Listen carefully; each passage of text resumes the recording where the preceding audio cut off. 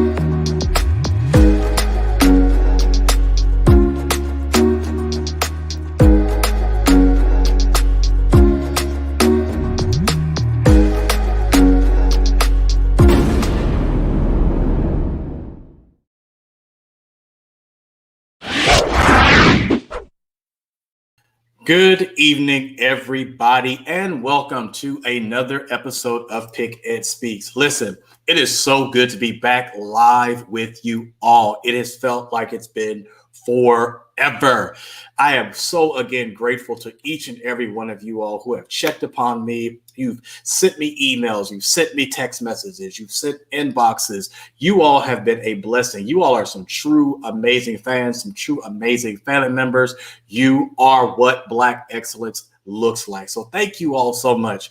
It's been an interesting couple of weeks, right? We've all know the challenges we've had. And again, thank you all so much again for just pushing that love and that support. Going through Crohn's is not the easiest, but I have found a newfound respect and love for you, my family, those who watch each and every Monday night. And we haven't been together. So I wanted to make sure that tonight that I brought you someone that I know for a fact that not only has the heart for people, has a heart for community activism and has a heart for just doing the work, but has also showed himself to have done the work. And I always, I don't believe in bringing people before you who don't show themselves to do the work. So I'm going to introduce him in a second, but I want to make sure you continue to remember to follow us on all our social media outlets. We are literally everywhere. When I say everywhere, we are literally everywhere. We're on Instagram, we're on Facebook, we're on Twitter, we're on LinkedIn. We are on YouTube. We are everywhere. And at the end of the show, you will see where you can actually follow us and how you can subscribe to our channel. So please make sure that you do so. Also, I need you to make sure you're sharing right now. Let everybody know that they need to be a part of this discussion. They need to be able to ask questions about city government, about municipal government, talk about the census, about education. If you have education questions, if you have questions, that you want to know about social justice and how we operate, listen, tonight is the night that you want to ask those questions. So tell your friends, tell your family that we are back live right now. Share it. So again, thank you all who are watching right now by Facebook. Thank you for watching on YouTube. Thank you for those who are watching by Twitter. And also thank you for those who are watching by LinkedIn. We love you too. Now, I want to bring on someone who I have admired. I've watched the work he's done. I've continued to see him operate in a state of being, just really want to help the community. And now he's taking on a couple of new roles for the community. And we'll get into that a little later on. But I want to present a new friend, a new colleague of someone that I've become very fond of and love the work that he's doing. And so please help me welcome for the first time to PickEd Speaks, none other than the Mr. Larry Carter II. How are you, good kind sir? Hello, I am well. I want to say thank you for having me. I appreciate you opening your space to me, and I'm ever so grateful for that and all the kind words that you had to say about me earlier. I appreciate it. You definitely have the political answer ready to go. You think you're going to be good at that? I see now you're going to be pretty good. So you did that very well. You did that very well, sir. Well, really quickly before we go really deep into just our discussion tonight, I want to give you the opportunity just to kind of tell people who you are, just a little bit of your background, and just to kind of go from there. Okay.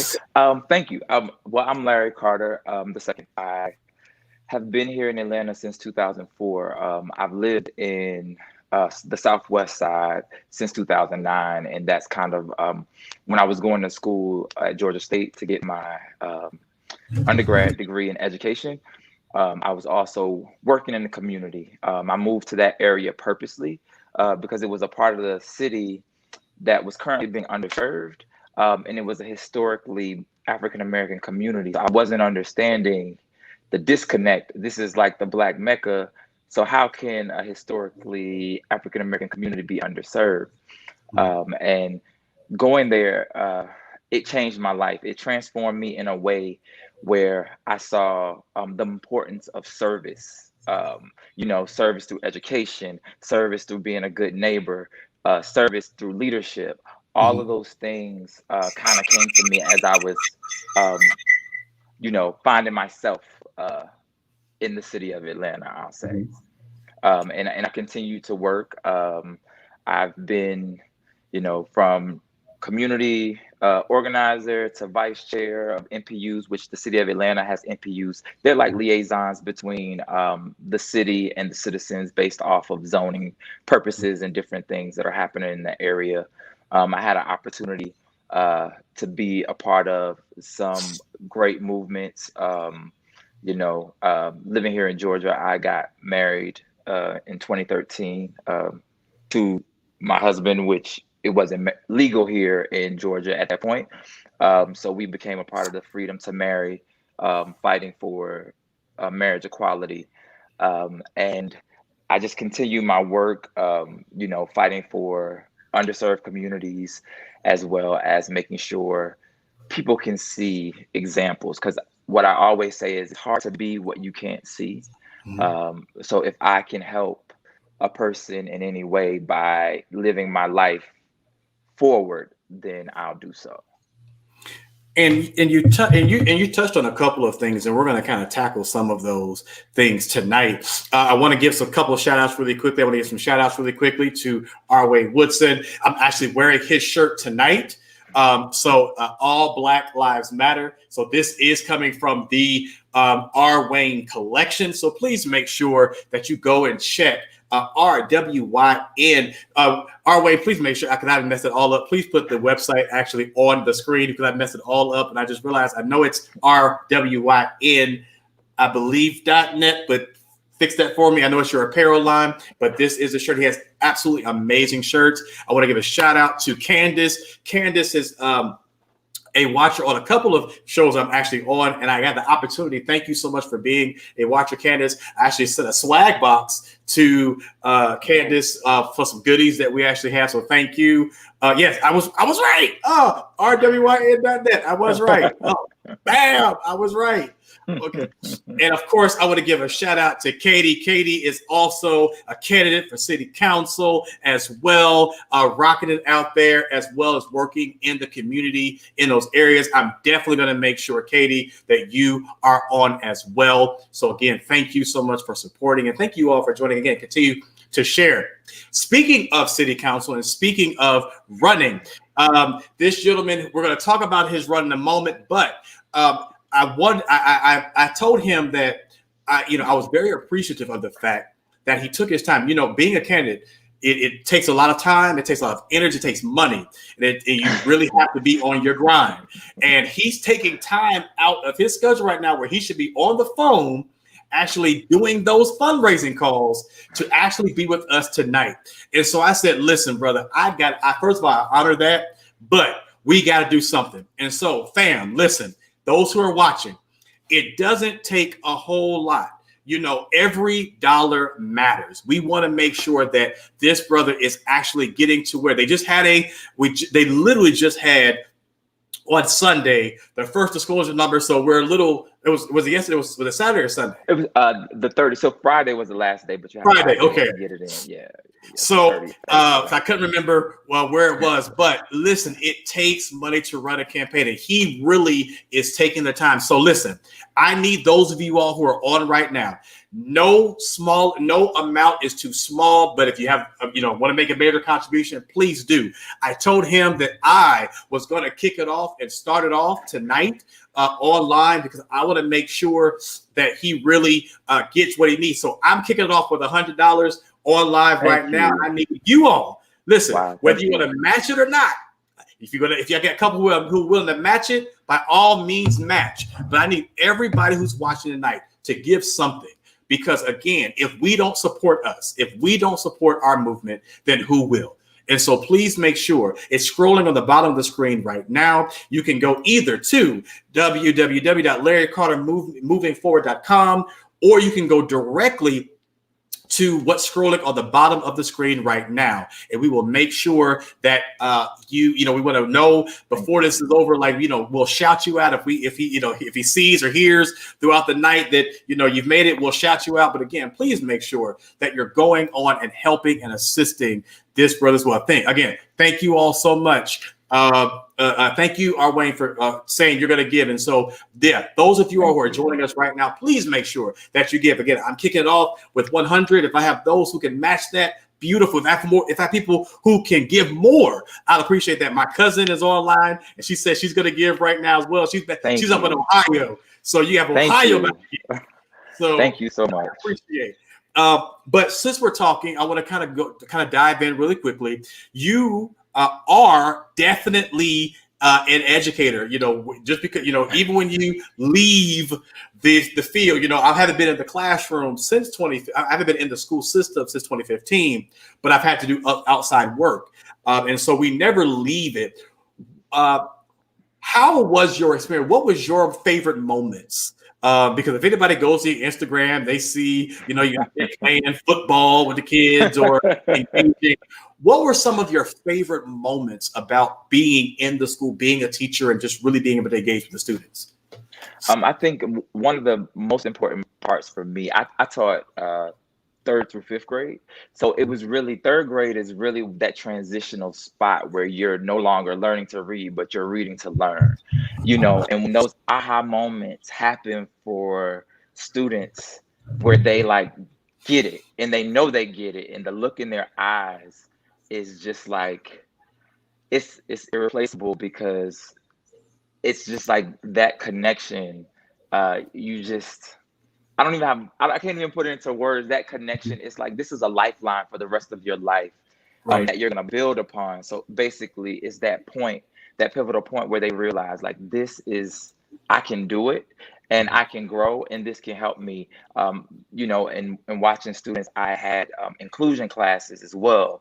So watching those students who really struggled for so long to hit that point where they had that aha moment where everything clicked, and it started coming easier and easier, and like how they would be excited about coming in to say how they understood math or understood this or that. You don't get that every day. And being that, we being Black male educators are scarce anyway. Mm-hmm. What was it that really triggered you to want to go into education? Well, I believe in being the change that you want to see in your community. So I remember I didn't have a male teacher, a Black male teacher, until ninth grade, Dr. Shabazz, which he's like one of my biggest supporters still to this day. And I just know seeing myself in education made me feel like I belonged. And that might sound crazy to people, but it's like I had African American female teachers, but I didn't see men. So it was just like, so is this not where I belong? So it kind of was one of those things, going back to what I said, you can't be what you can't see. I just was like, if I could have had a male teacher earlier on, I feel like it would have made a difference in my pivotal years early on, I believe. Mm-hmm. And Nessie, if you go into the chat, Katie has put his actual link into the chat. If you actually go there, you can actually click right on that. You can go give directly there. So she actually did put it in the chat. So all of you all who are actually looking to contribute, please go to Katie's link. Katie, if you can actually pin it to top, and they can actually go ahead and do that, and we'll go ahead and make sure you get that. So again, for those of you who are just joining us, we're trying to make sure, I don't want to give a number to say we're trying to reach, but I feel like I need to say like we're on a telethon, right? So we didn't like a certain number we need to reach. But I really want to make sure everybody you cannot do Cash App because of FEC regulations. Yes. But you cannot do that, and we no don't want to get that no tied up. But if you go to that website, you can definitely do that, because you want to make sure that you want to make sure that all the funds are accounted for and we're good. But we'll do that. We'll work that out.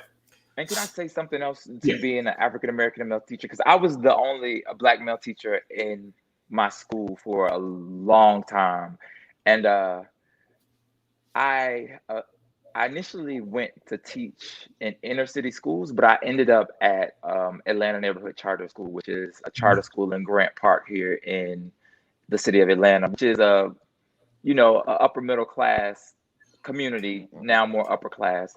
And I had to ask myself, like, what is the difference I'm making? And what I realized is, as a Black man, some of these white children that I'm teaching, I'm going to be the first interaction they have with a Black man in their lives. So basically, their connection to me will resonate through their connections to the Black men that they meet for the rest of their lives. So the love they have for me will protect or help the Black men that they come in contact with the rest of their lives. So I just had to change my focus and realize there's more than one way to help the community, and that was what kept me there the longest, I would say. And I think you hit something there, because I know for me that's always been my struggle.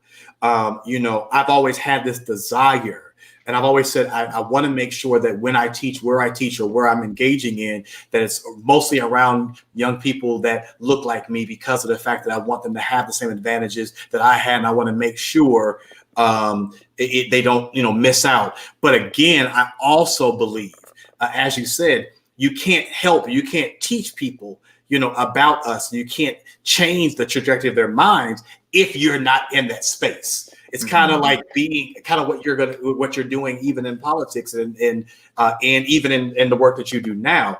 You can't talk about a thing. You can't help be the change if you don't go into those spaces. And so before we go to our first break, I kind of want to touch it just a little bit, because you now are doing something different. You are actually working, and we just actually went through this heavy census across the nation. That literally was something that it even got pushed back a couple of times, because of course they were trying to make sure that we did counting, and we've now received the first numbers, if you will.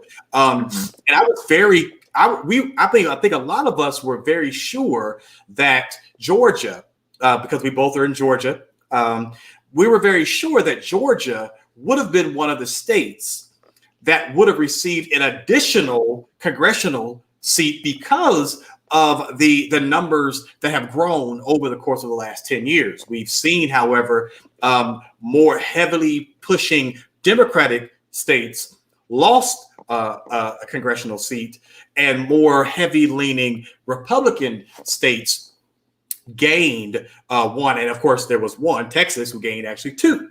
And so with that, the question I have for you is, because many people don't even understand what the census does and what, why we need the census, even though we've tried to educate. Could you briefly, before we go to our break, kind of tell people about why that census is, why it was so important, and why do you think that we are, for lack of better words, fearful of it?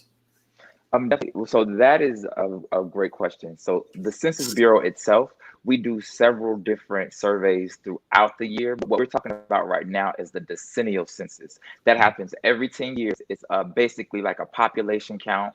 April 1, everyone that is living and breathing in the United States, we count every single person. And the reason we do that is for what he was just talking about, apportionment. Basically, the House of Representatives, there's 435 seats that are divided by the population, based on population. And that's why it's so important to be counted, because if you aren't counted, the apportionment will be skewed a bit. And not just the apportionment, but also federal funding follows the count. The dollars don't follow the need, they follow the count. And that's something you always have to remember. And I tell people that because from a bird's eye view, we don't know what you need in your community. However, when we go through to count people and see where they are, we can see, are there enough hospitals? Are the roads big enough to handle all the people that are there? Is the infrastructure strong enough? Do they need more funding? Thinking about nonprofits who service in those areas, they use our data to show the need for the federal funding to serve those communities. So when we don't fill out our census form, we're basically erasing ourselves from the map, which is problematic, because if large groups, which sometimes happen, don't respond, we'll try several times over and over to find you, but we all know when people don't want to be found, they won't be found. Right. And that's just the reality. But that's what I do, working in national partnership. I work with underserved communities to help them understand. So basically, we engage, we educate, and then we activate. So we want to make sure that people understand the importance of the census and what the data does for them and how the data can work for them. And I feel like a lot of times our community has been, what's the word I want to say?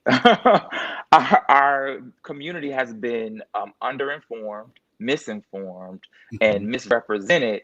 So therefore, we might hear one thing and then we see another, and it's confusing to us. So we just withdraw from the situation altogether. And that is where we have to make some dynamic shifts from our point of view, because it's like us as educators, we have to make sure that our students understand how important Mhm. census is, so they can take it home to their family and explain to their families who might have missed it, why we do this and why it's important. It's not just the government trying to get in your business and see who lives in your house. It's really important data that drives everything from apportionment to federal funding. Uh, Walmart, Target, Publix, they use our data to figure out where to open their stores based off the demographics. So if you think about communities who might have food deserts, well, look at their census tract and see that it's been undercounted for decade after decade. So it shows up as if there's not as big of a population there. So stores sometimes don't go into those spaces because they don't feel like there's enough economic growth to support the store. So they figure it won't survive. So we have to understand um, the reactions from our actions and kind of readjust our actions, if that makes sense. Mm-hmm. It's so important that you said that, because I remember when I was doing a lot of work in some municipal work, and I was looking at, how we were explaining the food deserts, right? And how we were actually trying to let people know what that radius is. And when you look at, especially in Metro Atlanta area, especially in the South Side and things of that nature, you may actually have, a little, like, you may have like a Big K or a market there, but it's based upon the major major grocery companies. So they're looking at things like a Walmart or a Publix, or so. You can have these small markets, but they base the food desert based on major business and companies. And so those are things that, are affecting us and looking at us. One of the questions before we go to the break that was asked by R. Wayne was, do you think COVID impacted the data that actually happened via this particular portion of the census? So definitely, I think COVID impacted everything, to be honest. But it gave us an opportunity to retool. So it extended our timeline to count more people. It gave us that opportunity. And then two, this was the first time that the census has been done fully online. So this is the first time that the paper forms weren't automatically sent out and we were asked to respond and mail it back. The first time that you were sent a note card with the key code and you just go ahead and key it in. So there was a lot of changing things this decennial that was at play. And then we had the administration that was currently there that also was at play. So there were a lot of different dynamics. So I can't say that COVID was the only thing that might have affected the data, but there's so many different things. But we ended up coming back several times because of COVID. So we weren't able to go with our initial plan that we had planned for years and years before. But we did get out and try to touch as many people as possible and use as many different avenues that we've never used before. Listen, I have Larry Carter on PickEd Speaks right now. We're going to come back. We're talking just a little bit more about the census, but actually, you all probably would not know because of his, his cool, laid back demeanor. Supposedly, he has this music ability as well that we're going to get into. We're going to talk a little bit about social justice, and of course, we're also going to hit and talk about this campaign that he's working on. We'll let you all know what he's actually working on, what he's actually doing, and why you're actually giving money to him. We want to make sure. But while we're talking about giving money, we're going to take a quick break. During this break, you can still give. We'll keep it scrolling at the bottom of the screen. It's also in the chat right now. Make sure you click on the button. I've already done mine. It's already there. So you join as well. Can I just donate 100? Do I have any other people who are either willing to match it? But even if you can't match it, give something today because every dollar counts. We'll be right back. This is PickEd Speaks, where Black excellence speaks for itself, with myself, Dr. D, and Larry Carter. We'll be right back after this. PickEd Speaks will be right back. Are your students ready to succeed in today's changing environment? The necessity for innovative educational consulting is here, and Woodson and Associates, we're ready to help. you can provide state-of-the-art diversity and educational leadership. Your students will always have the resources needed to succeed with Woodson and Associates.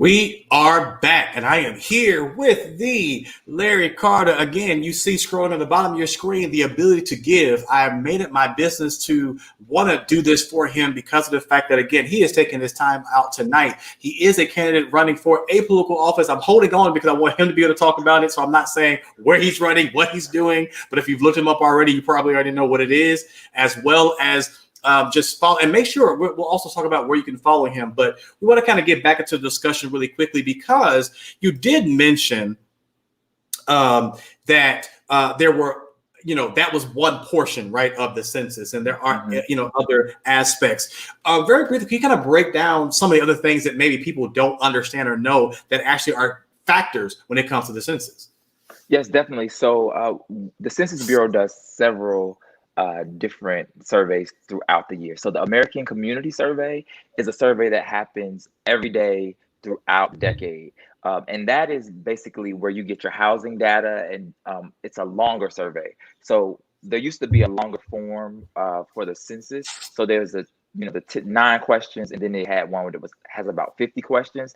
That's now the American Community Survey. It's about 50 questions, and it goes out to selected population. Every month there's a different population that's been surveyed basically off of the data, and we take that data. So when you see housing data in your news reports and different things that comes from the Census Bureau's data of working. So if you are somebody who works with a nonprofit and you need the data, the data you see is free. If you go to the censusbureau.gov, you can find pretty much data on age, race, education, ethnicity, education attainment, jobs, pretty much anything that you would want to know about the American population, you can get the data there. And I want people to know that because it's pivotal that the people who are doing the work have access to the data for free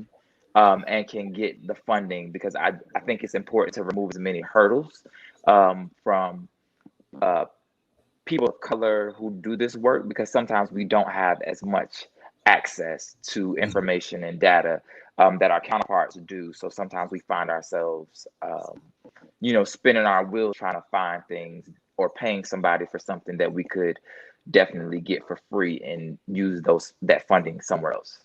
Mm-hmm. Now, we are on Twitter right now, so we're streaming live via, Twitter. We're streaming live via YouTube. We're streaming live via LinkedIn. We're streaming live through a couple of pages on Facebook. So there's a lot of people who are streaming in to us right now and talking. And we've talked about this politics. We talked about census. We talked about education. But if anybody follows you on Instagram, they also know that if you all looked at the advertisement, I kind of not just had his name, I kind of had in parentheses this little this other name, if you will, that he's found upon on Instagram, because he has this musical talent and this musical ability as well. And so I'll say I've heard some stuff. He's all right.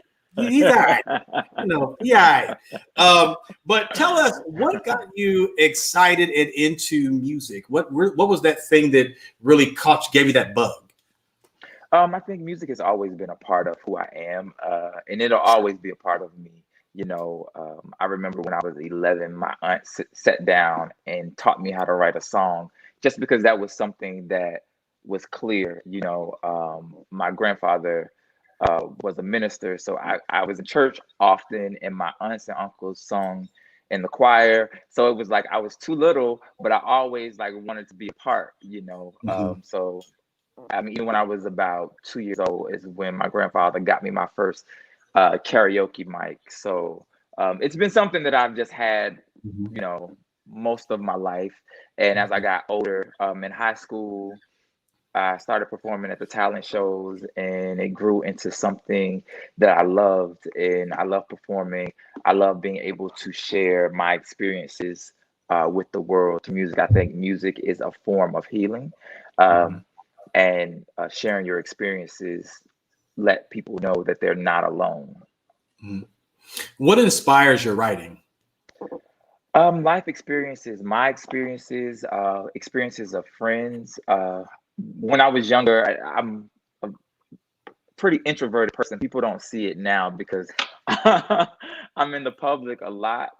So it was hard for me to verbally express myself. So I started writing, I started journaling when I was younger. And that's kind of where my love for writing came. And then I married that with my love for music, and I started writing songs, and that's really how the songwriting came about. It's just from journaling and really life experiences that can be difficult or can be good that you want to share with people. So that's kind of where I pull from. And you used the word because I want to touch it just a little bit. Use the word you married this and that together, but we also early on did talk about the ability that you did get married, and at the time it was not recognized. And both you and I have worked, especially in social justice arenas, and to really advocate for rights of everybody, and making sure that people understand that one, love is love, and you're allowed to, and that's why I'm appreciative of this Black Lives Matter shirt, because all Black Lives Matter, because of the fact that we have to be very careful that we don't become picky and choosy on how we're going to advocate for us. And so being here, and having, and being able to stand up for your marriage, and just pretty much also stand up just for rights of people. Why has it become so important to you to really be a beacon? I was actually out this past weekend with Social Change, the group. I was actually out there this weekend. We were actually we were at the church. Was it, were you there on Born This Boom. Weekend? Yeah.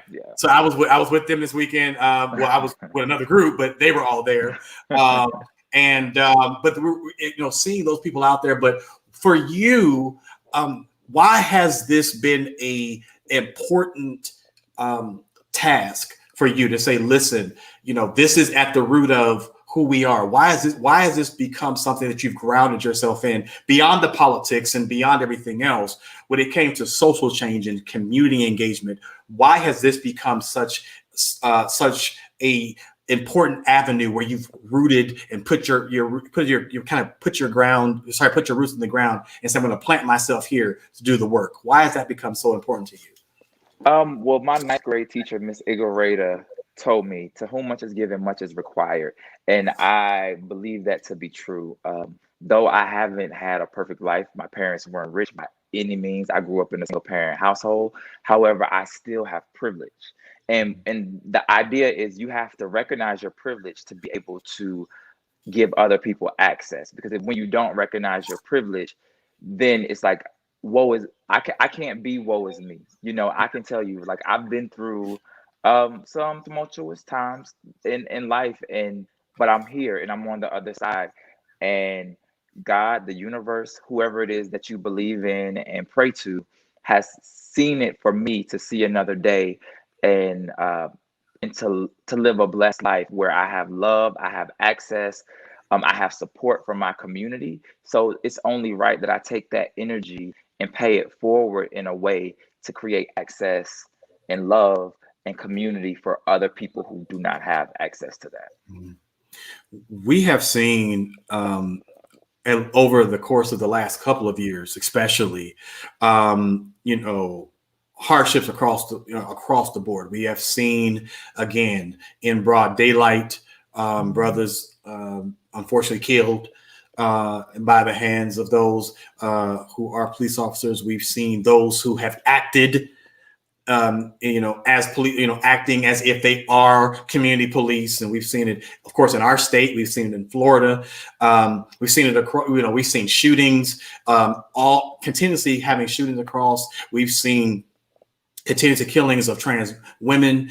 We have just seen a lot.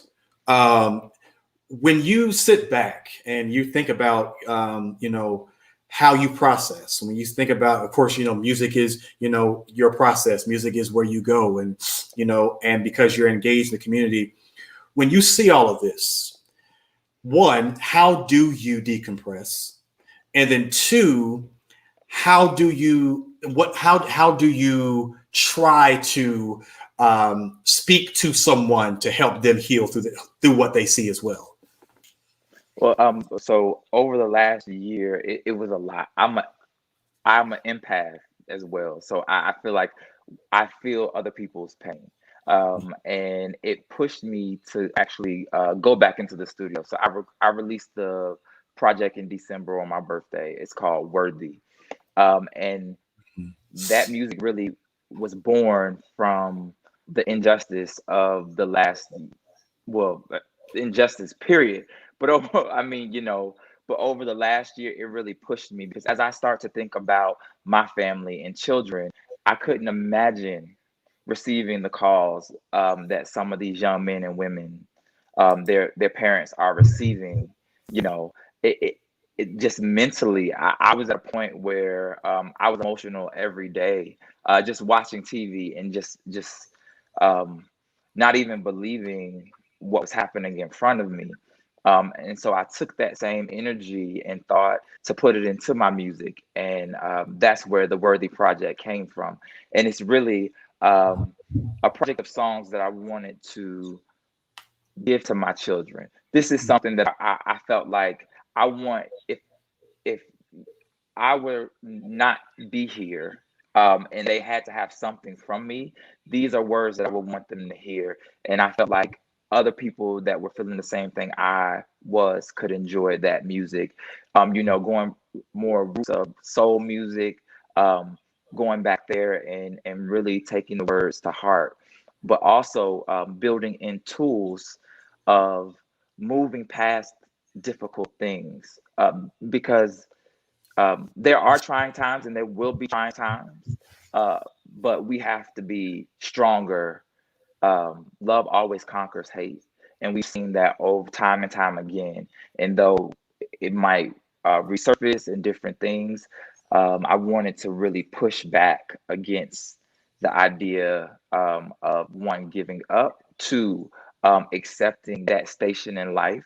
And that's where the word worthy comes in, because it's really, we're born worthy. You made it through the process of birth. That is such a dangerous process, from inception to birth. For you to actually make it through that, you're worthy of everything that comes to you, whether it's you're a CEO, whether you're a janitor, whether you're the trash man. You're worthy of respect, dignity, and all of that, because you're here. You're being a part of the community, and I really wanted that to come across in my project. And listen, I've actually heard it, and we're gonna take a quick break. There's a commercial or two here. I'm actually gonna try to pull it together before we go. I'm gonna say I see if I can grab it on, and maybe something we hear at the very end. We'll see what we have, but please make sure that. But we'll still, either way, we'll make sure we put that information on there. But as I've said before, again, we have Larry Carter on right now. We're gonna take a quick break. When we come back, we're gonna finally talk about this campaign that we've been talking about, and why we're actually giving. And you still can give. It still will continue to scroll at the bottom of your screen. We are making sure that we support this brother, letting him know that we're with him. We're here with him because of the fact that we need continued allies in our community who's going to fight for us and make sure that they have our interest at heart. So please make sure that you make a contribution today. Any amount will help today. You can be that difference. We'll be right back. We'll take a moment. We'll just go ahead and get a quick get a quick drink of water real quick. Don't go too far because y'all will go away. Y'all won't come back. So take a quick break. We'll be right back after this. Don't leave. Don't leave. Please don't leave. Just go to the kitchen real quick. Go run the restroom real quick. We'll be right back. This is PickEd Speaks, where Black excellence speaks for itself. We'll be right back. PickEd Speaks will be right back. In a world of uncertainty, where it seems we are going through the motions of life with no direction, and our new norm and way of doing things have somewhat crippled the intimacy of our connections, while the government continues to transition. With time moving on, so are we at the For Better Futures Foundation, working with families in our community to redefine our norm, to engage our community through volunteerism, educational advancement, and family assistance. So, don't let time pass you by, but join the For Brighter Futures Foundation movement at www.forbrighterfutures.com.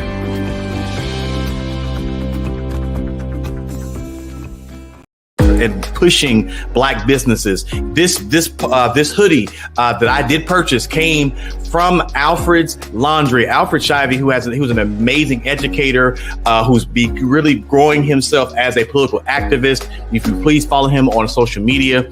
But this is his brand. He also has one that says "My Vice President is Black." And he has Black History in the Making. There's so many other wonderful attire that he has. So please make sure that you go to alfredslaundry.com to go get your shirt, or go get your polo, or go get the jackets that they have, or go get a t-shirt or something to support that brother, because he's doing amazing work in the community. So please make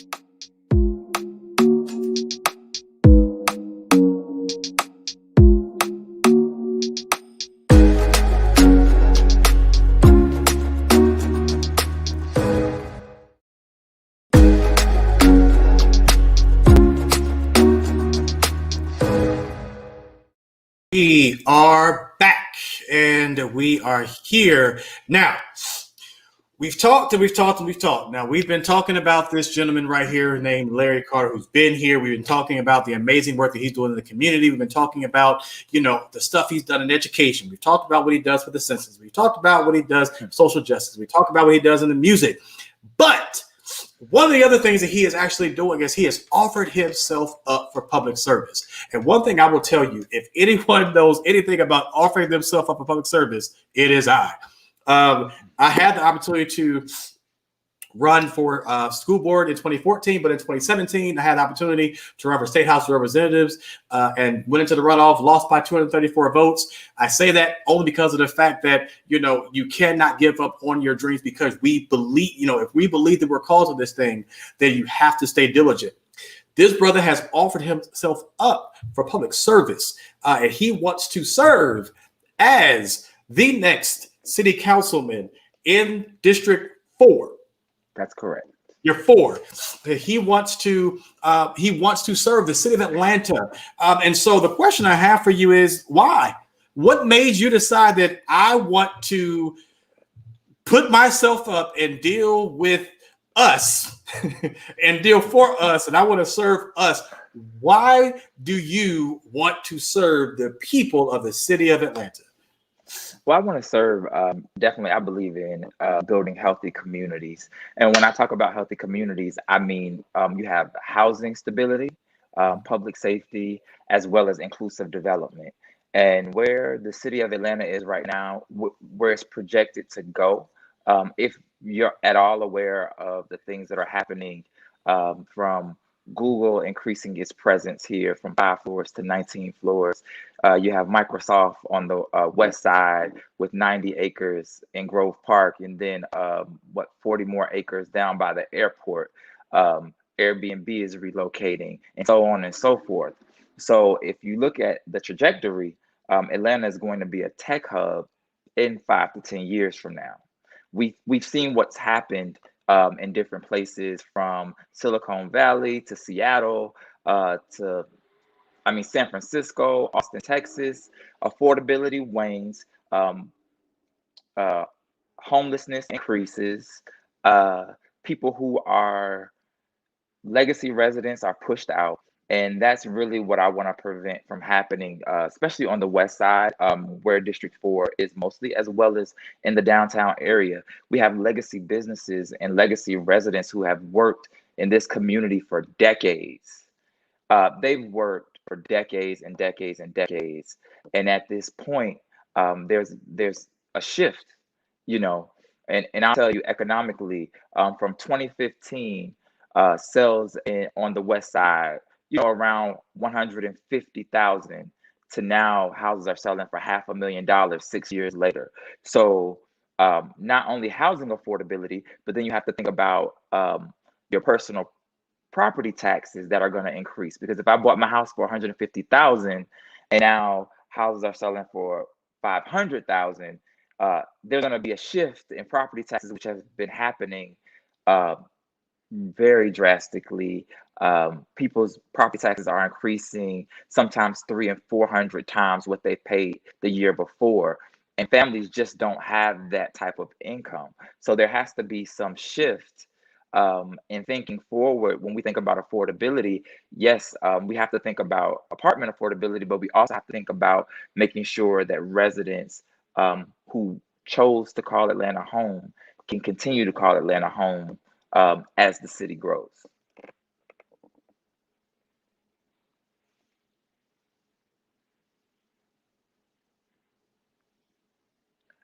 I can't hear you now. Is it me? Because I'm on mute. Okay. I'm like, wait, is it me? This was our huge issue first season. First season, I was always on mute. So my question is, if you had to sum up for the people your areas of your platform, what would you say these are the key elements of my platform? Affordable housing, public safety, and inclusive development. Those are the three pillars. And then subsets of that, I really want to work with the youth and our seniors. I think those are two important groups that are being kind of left out of the shuffle. And I want to make sure that there are services for both. When I think of public safety, I'm thinking of preventative measures, more so engaging the youth, teaching life skills, entrepreneurship, things that have been removed from schools, as well as building coalition throughout the district. I think that APS and the city serves the same people. So why are we not working together in coalition, making sure that we're using our resources adequately to make sure we're filling in the gaps that we know exist? Research shows us that these gaps exist and we're not working together as well as we could. First priorities. If elected, in January, first priorities. My first priority is looking at working to expand the homestead exemption to make sure that people are not displaced with the coming year's property tax, because they're gonna increase. And I say that because on my own street, my neighbors, they actually bought their house in 2018. Their taxes more than double. It went from $4,500 to $10,000 from 2018 to 2020. That's ridiculous. They had to refinance their house. Everybody doesn't have access. We're talking about homes who have 3 generations living in that one home. So when you think about their resources, they don't have the resources just to come up, out of the blue, because the property tax bill comes out in July and you're expected to pay by October.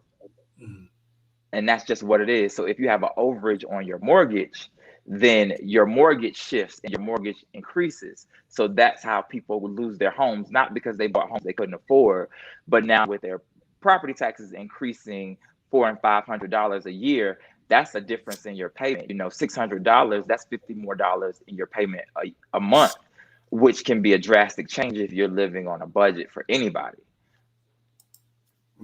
And I want to make sure, Ms. Cummings, one thing I will tell you is rule of politics is when you are a candidate, you do not share the name of your opponent.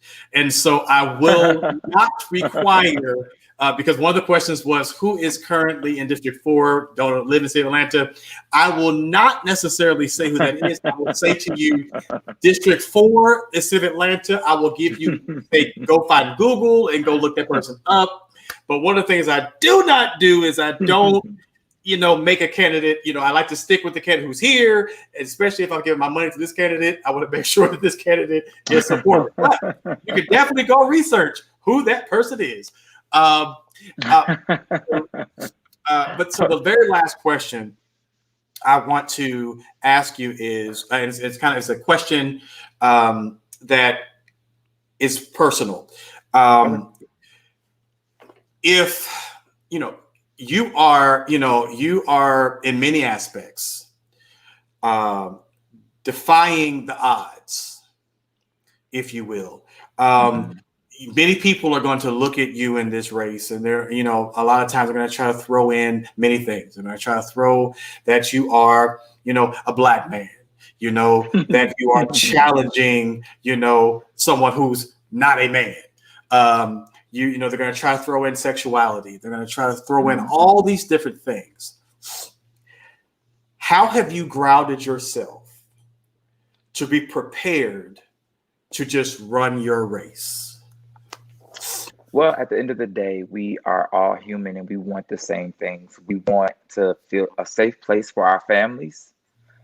We want a place that we call home to include us and definitely keep our needs at heart.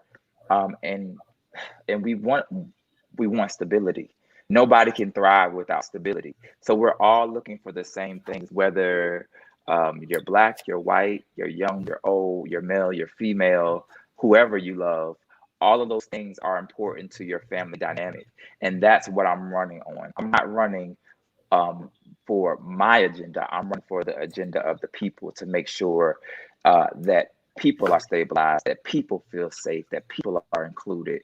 And that's where I stand. And that's what my track record has proven, from the work I've done, from education to community service, to working in the bureau that I work in now. I'm not doing this to become a career politician. I'm doing this to create equity in a city that promises Black excellence and Black greatness. So we have to hold to that promise.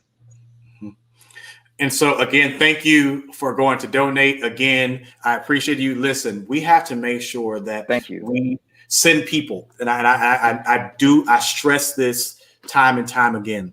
We have to make sure that we're supporting people and we're putting people in position that, as he has stated himself, we're not looking for career politicians.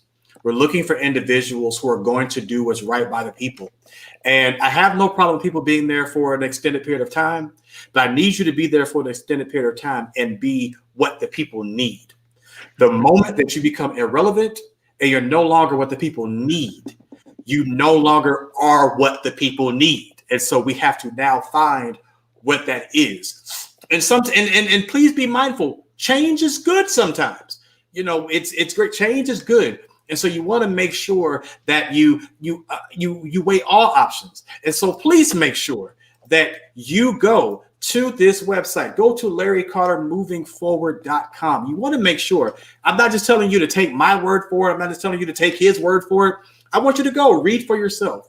Go listen for himself. I also do believe that he wouldn't mind coming to talk to you. If you live in District 4, invite him out. Come talk, let's say, listen, let us hear your platform. Let us talk to you. And even if you don't live in District 4, but you may know people who may live in District 4, say, listen, I got this guy who I had opportunity to see on this live. I think he might be actually good for you. I think you actually may want to be able to just hear his heart. And so please make sure you open your options and open that ability.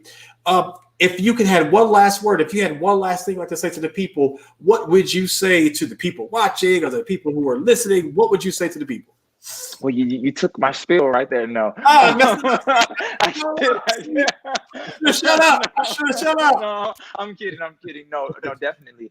I think that we're at a pivotal point in Atlanta history right now. So the things that are coming will definitely change the landscape of Atlanta.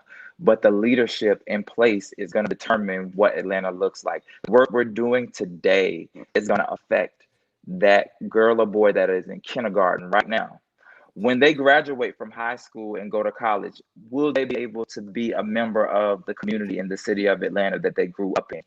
Ask yourself, is that what you want to see going forward, or do you want to see, you know, growth happen as it just organically happens, or do you want to see a guided growth moving forward for everyone, not just those who have access? Well, we've run out of time. We are, I try to keep it. I don't try to go forever. We've run out of time. Listen, I have thoroughly enjoyed. We eventually got to get you back. We got to get you back. You. I would love to come back and talk to you more. We said we was going to try to throw the song in there and let people hear a little bit of it. I think there it is. So I knew it was somewhere around there. It's not determined by anyone else. Please make sure you go to YouTube, go find it. It's Worthy. You can just type in Worthy, PHYLLE. You'll find it. And so I'll shut up for a second to give you a little taste of it. But this is Worthy by Larry Steele. I'll put it in a second. So here it is. It's yours. Just hear me when I say everything will be okay. Full of ambition, eyes on the vision, believe in yourself through all of the pain. Trust the process is worth the gain. To get to the sunshine, there'll be rain. You're worth it, you're worthy. Don't worry, 'cause you're worthy. My ancestors' wildest dream, going for my dreams, unstopped by the fear of falling, driven by the thought of flying, going higher, because I am no longer stalling, no longer waiting. Listen, please make sure you follow us on YouTube, follow us on Facebook, follow us on Instagram, follow us on Twitter, follow us on all the other outlets that we have. Please make sure that you continue to share. Continue to make sure that you tell everybody. Candace says she's downloading. She's downloading now. So she's going to go count the download now. Please make sure you continue to let everybody know that we are here every Monday night at 7 o'clock. Now, I will tell you, I'll tell you all now so you get your minds and hearts prepared.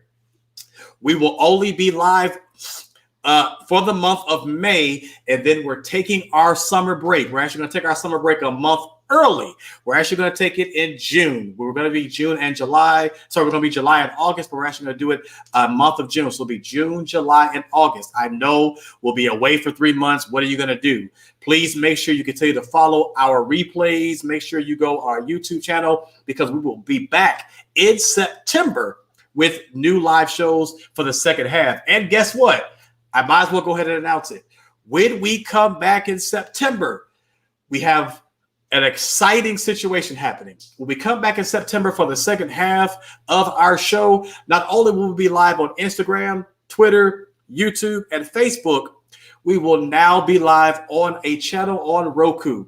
We will now be on Roku, so we will be on your TV. So we'll be able to let you know what time it's on to be on certain channels. So please make sure that you are following our Instagram. Make sure you let us know, because you will be able to see. And I'm also noticing at the same time, because he's been laying down the entire time and he had to try to find his spot in the show. My dog has found his spot. I knew that he's been laying the entire time, and he just had to come and get in the screen. So I guess he was feeling as well. My mom is on as well, so she's enjoying it, and she's there. So God bless you. Thank you, Mom, for coming on, and thank you all for joining us. So I look forward to spending more time with you these next couple of weeks, and then we'll take our break, and then we'll come back in September, and we will have an amazing, amazing time. I have an even special guest who's going to be joining me the first episode in September. Listen, all I want to say is, I'm going to say this: be prepared to be dazzled by a dream girl. That's all I'm going to say. So that's all I'm going to say. Oh yes, we want to make sure we put out there. They want to know, what is your IG? It is Larry Carter ATL. And then I have also it's Philly World PHYLLE WORLD. And those are, I have two different pages. One is for my music and one is for personal. So you can find me on either of those two. So that's Larry Carter ATL, and then Fieldworld is PHYLLE World WORLD. So you can find on both of those. So please make sure that you're following. Lastly, please, yes, Candace, that's it right there. So please make sure that you're following. And again, before you all go, I know I said we're leaving, but listen, the Y instead of I. Y instead of I. Yep. So Y instead of I.